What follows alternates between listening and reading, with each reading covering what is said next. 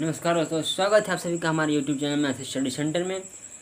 आज आप लोगों का जो सम्मिश्र संख्या का हम आपको पढ़ाए थे आई का प्रयोग, आई बटा का प्रयोग, जिसमें आपको आई का यूज़ करना था और हम आपको बताया था कि ए प्लस आई बी के रूप में लिखना, अर्थात सम्मिश्र संख्या के रूप में लिखना। कॉम्प्लेक्स नंबर, जो कॉम्प्लेक्स नंबर क्या होता है, z is equal to a plus i b के रूप में होता है। तो इसके रूप में, इसके फॉर्म में हम आपको लिखना बताया था, ठीक है। तो अब आगे आपका टॉपिक है कि सम्मिश्र संख्याओं का मापांक, संयुग्मी और पूर्णांक होता है, ठीक है।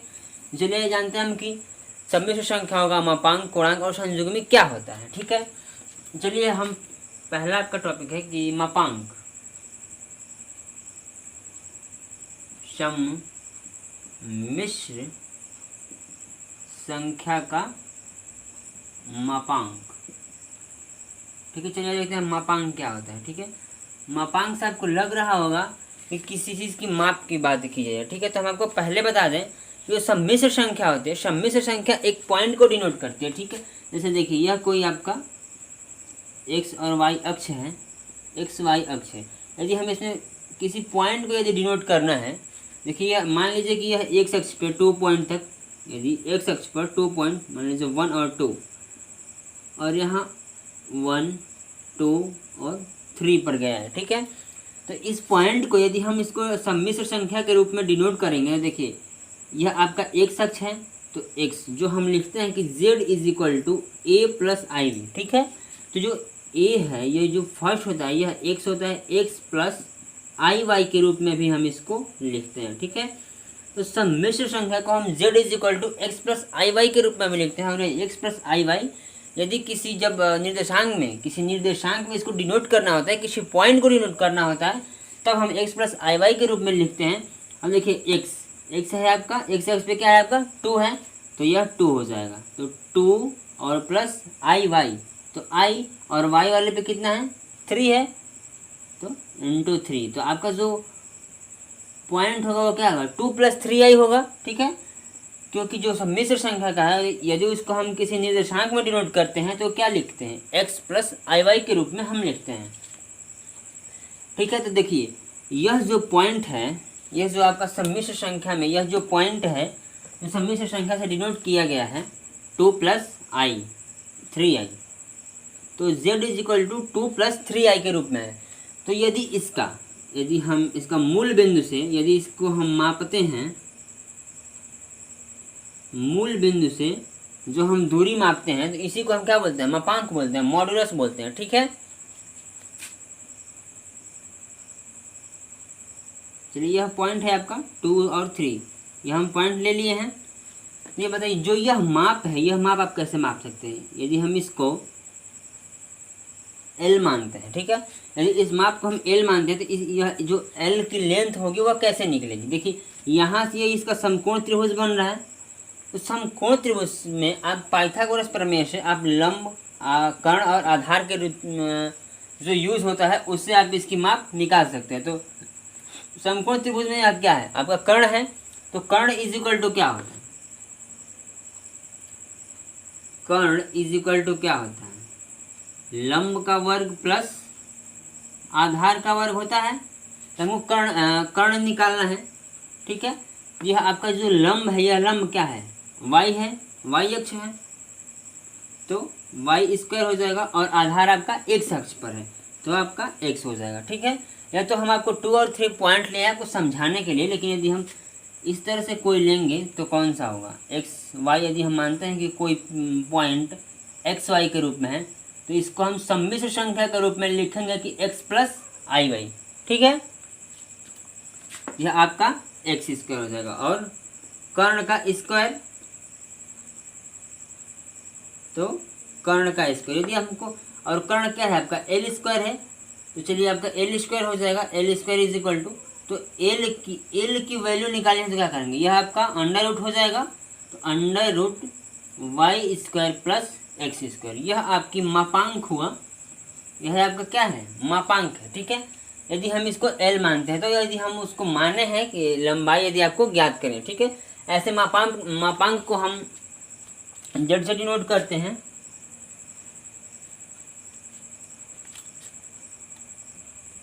मापांक को हम यदि एल माने हैं, ठीक है, तो इसको यदि हम डिनोट करते हैं सम्मिश्र संख्या के रूप में, तो इसको माड जेड से हम डिनोट करते हैं। यदि माड जेड का मतलब हो गया क्या, आपका सम्मिश्र संख्या का मापांक। तो मापांक निकालने का यह आपका फॉर्मूला है कि x square plus y square under root में, ठीक है, यह आपका मापांक है। आप मापांक निकाल सकते हैं इससे, किसी भी पॉइंट को सम्मिश्र संख्या के रूप में, सम्मिश्र संख्या में यदि आपको किसी भी पॉइंट को यदि दिया गया हो तो आप मापांक आसानी से निकाल सकते हैं। यदि किसी पॉइंट पर z is equal to under root x square plus y square के रूप में। अगर है आपका, देखिए कोणांक, इसका आपका टॉपिक में कोणांक ने संयुग्मी दिया है, तो हम आपको कोणांक भी बता दें। देखिए कोणांक क्या होता है, कोणांक हम कोण जो किसी भी पॉइंट का ढाल बताता है, स्लोप।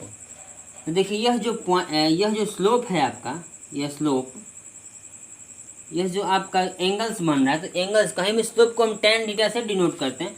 यदि हम स्लोप को tan इज इक्वल टू, यदि हम tan थीटा लेते हैं, तो यह यदि थीटा ले जाए तो tan theta is equal to क्या होगा, लंब बटा आधार होगा। तो इस एंगल से यह आपका लंब होगा और यह आपका आधार होगा, ठीक है। तो यह जो है, यह क्या है आपका वाई अक्ष है और यह आपका एक्स अक्ष है। तो tan theta is equal to क्या हो जाएगा, वाई अपान एक्स हो जाएगा। और आपको कोणांक निकालना है, तो कोणांक मतलब कोण आपको निकालना है, तो थीटा इज इक्वल टू क्या हो जाएगा, tan inverse y by x, यह आपका कोणांक है, ठीक है, जिसको आर्गुमेंट भी कहते हैं। आप इसको नोट कर लीजिए। यह आपका bar z is equal to under root x square plus y square, या theta is equal to tan inverse y upon x, यह आपका मापांक और कोणांक है। चलिए हम लिख दे रहे हैं, यह आपका मापांक है, मापांक, और यह है आपका कोणांक, ठीक है। Theta is equal to tan inverse y upon x. चलिए आगे चलते हैं हम आपके सम्मिश्र संख्याओं का। ये दो सम्मिश्र संख्याएं हैं, तो उन पे जो संक्रियाएं होंगी उन पे हम आगे बात करेंगे, ठीक है। तो आइए हम सम्मिश्र संख्या के जो संक्रियाएं हैं उन पे हम बात करते हैं। चलिए देखते हैं यदि दो सम्मिश्र संख्याएं हैं तो उनके बीच जो संक्रियाएं होंगी, जैसे मान लीजिए दो सम्मिश्र संख्या है, यदि हम उसका मापांक जोड़ते हैं, यदि एक में, देखिए जैसे हम बता रहे हैं, यदि मान लीजिए कि माना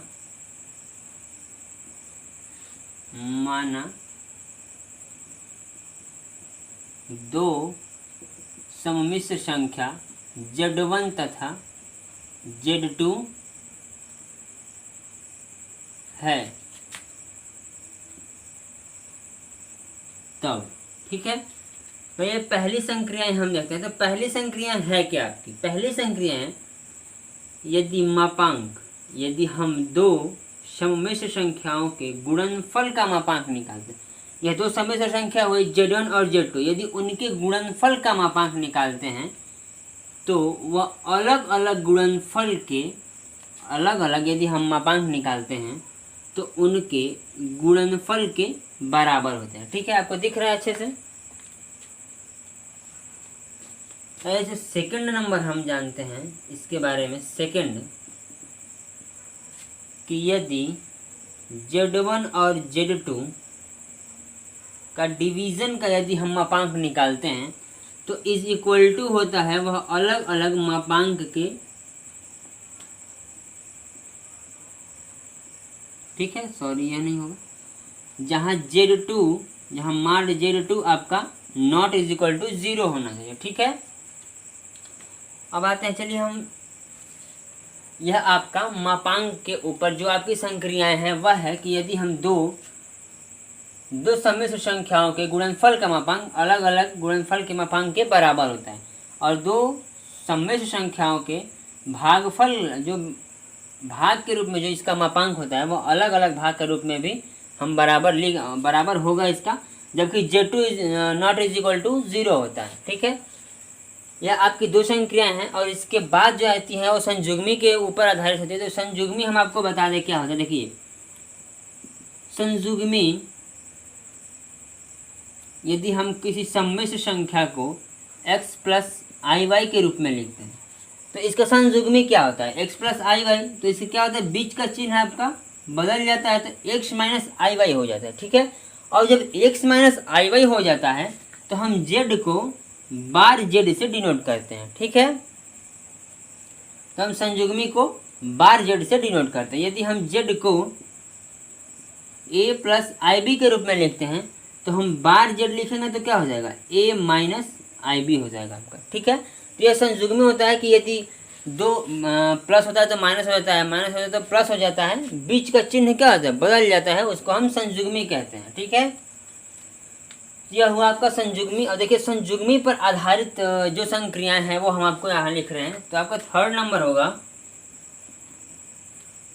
देखिए आपका थर्ड नंबर होगा कि Z1 प्लस Z2 आपके अलग अलग संयुग्मी के योग के, अलग अलग संयुग्मी के योग के आपका बराबर होगा, ठीक है। तो आपका फोर्थ नंबर होगा कि Z1 माइनस Z2 का संयुग्मी अलग अलग संयुग्मी के घटाने के बराबर होता है। और मल्टीप्लिकेशन में ले ले हम, आप संयुग्मी तो समझ ही गए होंगे। और देखिए मल्टीप्लिकेशन में लेते हैं हम, तो मल्टीप्लिकेशन में क्या होगा आपका कि Z1 इंटू Z2 का संयुग्मी अलग अलग संयुग्मी के मल्टीप्लिकेशन के बराबर होता है, ठीक है। अब बचा भाग आपका, तो जो भाग होता है वह Z1 अपान Z2 होल का संयुग्मी है। तो यह क्या होगा आपका, यह भी अलग अलग संयुग्मी के बराबर होता है, जबकि bar Z2 not is equal to 0 होना चाहिए, ठीक है। यह आपको नहीं दिखाई दे, bar Z2 not is equal to 0 होना चाहिए, bar Z not is equal to 0, ठीक है। तो आप वीडियो को पॉज करके आप नोट कर लीजिए।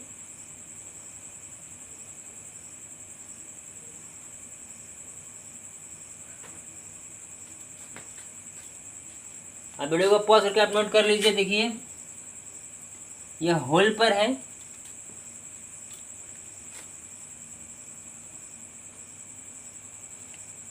चलिए हम आपके आगे का एग्जांपल्स करवाते हैं, तब तक आप इसको नोट कर ही लिए होंगे। हम आपके आगे का एग्जांपल्स जो है आपका एग्जांपल नंबर 5,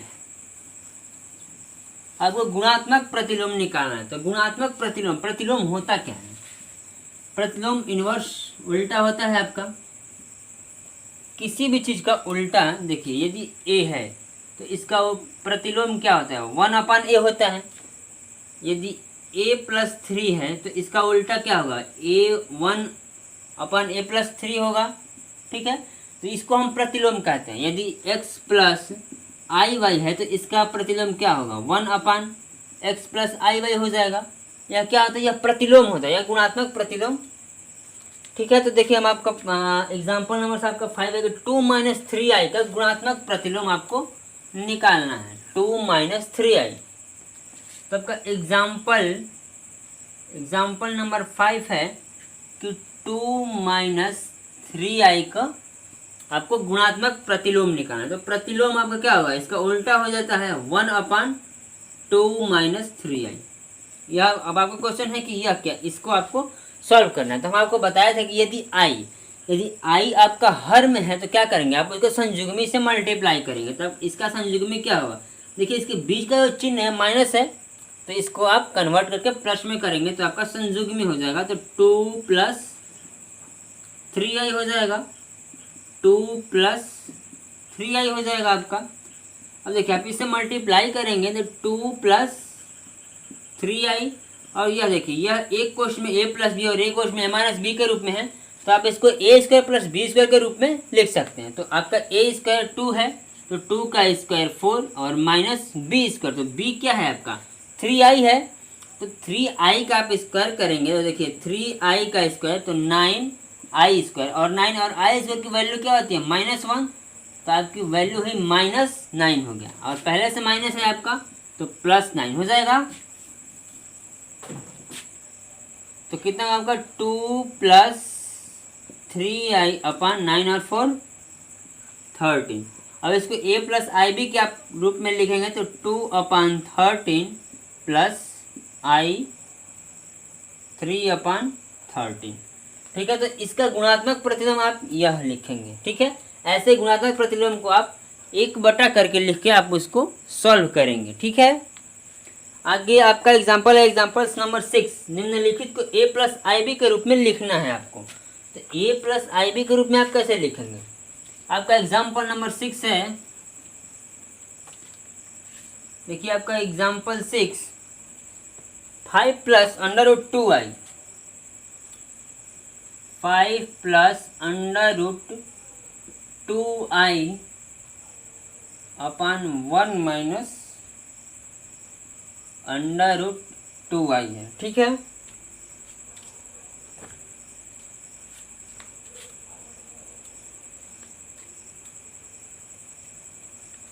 चलिए ये आपको सॉल्व करना है तो आप क्या करेंगे, इसके हर के संयुग्मी से आप मल्टीप्लाई करेंगे।